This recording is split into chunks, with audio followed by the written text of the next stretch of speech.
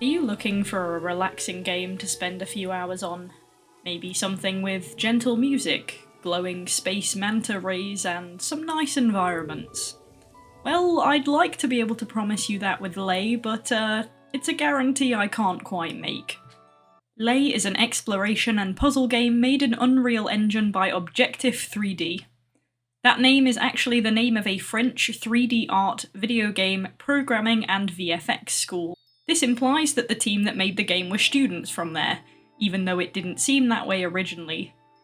It does, however, explain the raft of games on Steam under the Objective 3D name. The team that made this game consisted of around 27 people, if I read the credits right. They listed the names individually and what they did, instead of listing names under a role like usual, so I doubt I have missed any, but there may have been repeat names. I should also mention this game was made with use of AI, as it's listed under 2 names in the credits. However, on Steam there's no mention of this, so I don't know what AI was used for. That may make or break playing the game for some, as it can be contentious. The basic premise of the game is that, via puzzles and flying your earned friend the manta ray, you need to restore 4 different islands by pulling 3 levers on each of them in different places. The first island is your tutorial zone, where you go through some basic mechanics.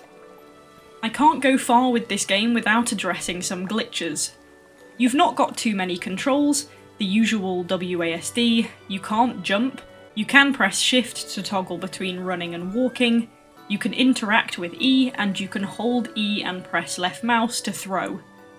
One of the first mechanics you learn is that you can lure these crab things with fruit you pick off bushes and trees, and if you drop or throw the fruit, the crab will chase it and stay put as long as it takes to eat it. It will nap, sometimes, afterwards, and stay in place, but if you get more fruit it will follow you again. Right at the beginning I picked up my first fruit and gave it to a crab, then tried picking it up and dropping it again to see what would happen. After picking my first fruit, I tried to feed another crab, but the game would no longer let me interact with the bush. It had the icon there as if I could, but nope. Holding E didn't help either. But when I came out to the menu and reloaded, it started working again. But then when I went to another bush to try again, that also wouldn't let me interact.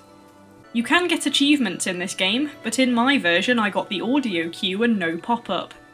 You can hear the sound when I get one, and they're there when I look in Steam, but they don't appear on screen. And I can't use Steam Overlay in this game. That's not too weird in itself, but I don't know if the achievement thing is supposed to be how it is.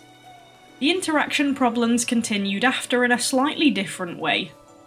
Once you complete Tutorial Island, you can choose any of the other 3 to tackle next. I went to Windrose Island, a big one with a wall of wind around it. On this island you get new mechanics involving electricity and staffs, which you can use in switches. The only problem is that, even if the interact is lit, the game will make its own choice whether pressing E puts the staff in the switch or just drops it next to the switch.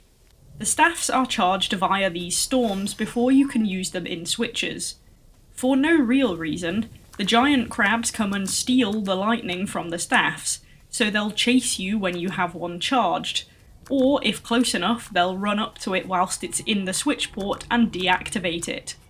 But again, this doesn't always happen. It wasn't the right way at the time, but I tried to charge the staffs by planting them in the storm areas, then got really stuck when the crabs detected it and started camping the area, meaning every charge was instantly stolen. I tried to use a second staff to distract them, so draw them towards one and then charge and use the other, but the lightning would never hit the second staff, as if it knew what I was trying to do. Yet when I did it a second time, they completely ignored the staff and I could charge it and go. Why did I need to play it a second time, you may wonder? Windrose Island was where I experienced my first game-breaking glitch. The first area of the island has 2 paths you can take. The right-hand path is blocked by a windstone, which blows you backwards. You can go up top, and see the stone is switched on by using a charged staff, and a crab is there too. You can take a fruit and throw it to the crab. Initially, when I did this, I thought if I threw it past the staff it would knock it out the port, since I didn't quite understand the mechanic yet. But that didn't happen, and the wind didn't stop, so I got confused and gave up and went left instead. Once I completed that whole other area, I got stuck, went back, tried to figure out how to get past. It took so long I ended up watching a walkthrough, and saw Frederick MA45 Gaming, whose channel will be linked below, do exactly what I did the first time. But in his video, the crab stole the lightning out the staff and deactivated the switch, which turned off the wind. Guess what I saw when I went back to check again? I saw a staff with no charge in it, a cable linked to the windstone with no power in it, and a still active windstone. The crab had taken the charge just like in the walkthrough, but for no reason my windstone was still active. Because this is the only island where you can't hop on the ray and fly around barriers due to the wind, there is no possible way to get around this. You can't even block the wind stream like you can elsewhere because there are no objects available to do it. And despite being able to run past other wind streams at a pretty close range, this one doesn't let you do that. So, after starting the whole game again on a new save and getting back to where I was, guess what happened the second time? Exactly what should have. I'm going to assume that because it worked on a new save file on the same downloaded game, this is a problem with the game and not my hardware. But it caused a lot of delay and frustration of me running laps wondering what I'd forgotten and trying to figure out where to go. I hit my second game-breaking glitch on the final island I did, Ramia. On this island your aim is to lower 3 dams to get water flowing to the big water wheel. You can do them in any order since you can fly about here, but I did them from the top of the water flow to the bottom. Usually when you do the final one, you get a cutscene to show you that the island is complete, and a tall tower lights up at the top to forge a connection with a central island that has a totem for all the other islands on it. Once you complete an island, the totem also lights up to match the island light. On every island I did, there were 3 switches to complete it. On this one, I did 3 and got no cutscene. Confused, I did a lap of the island. Couldn't find anything new. Saw the tower at the top was lit up, and even at a distance the light on it glowed exactly like the others I had completed. Went to check the totem. It was dull, implying I hadn't completed it. Watched another walkthrough, and saw the person do exactly what I did to complete the game. So according to the game, I didn't complete it. But when I went to my Steam achievements, uh-oh, what's this? Looks like I did. So which one is it? I'm gonna be honest, I gave up at this point. I can't put a possible cause toward it glitching in 2 different saves in different places but not the same each time. The key cause seems to be that certain switches or triggers just aren't connecting to their intended outcome, but it's weird that one switch worked on the second save even though I did nothing different. Game-breaking glitches are a pain in themselves, but the general interaction issues also made the game a bit tedious at points. Too much for me to be willing to play the whole thing again. But it turns out I didn't miss a ton. The ending should be you visiting the crystal in the middle of the map on the Totem Island and getting a last bit of cutscene. Let's talk the mechanics. I touched on using the fruit and being able to drop or throw it so the crabs follow. The main use for this is that you can lure crabs onto switches to activate things like doors and windstones, and by eating the fruit they stay put. You can also lure them away from places, such as bringing them out of the way of light beams and pulling them away from the lightning areas on windrows so they don't steal the lightning out of your staff. If you throw a fruit over a barrier, a large crab can smash its way through, and of course you can throw the fruit to deactivate the lightning switch. The barrier smashing is really only needed on the tutorial island and on Ramia, and there only once. The crabs are a feature of every island, despite each island having some different mechanics. Interactions with them work well a majority of the time. Sometimes if you need to use one to open a door and pull another one through to help you later, you have to rub yourself against the new crab a bit to make it follow.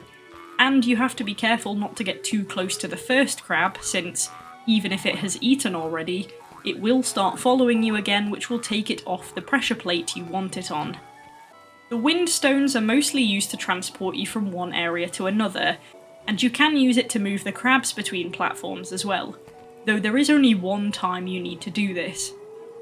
They are also used as barriers. In some places you can grab rocks and put them in front to block the stream so you can run past. The rocks themselves are used as barriers in other areas too to push out the way, or in switches, and they have a radius area that limits where you can push them. Wind streams can also come from the ground to help you get up to other areas, in some places activated by switches.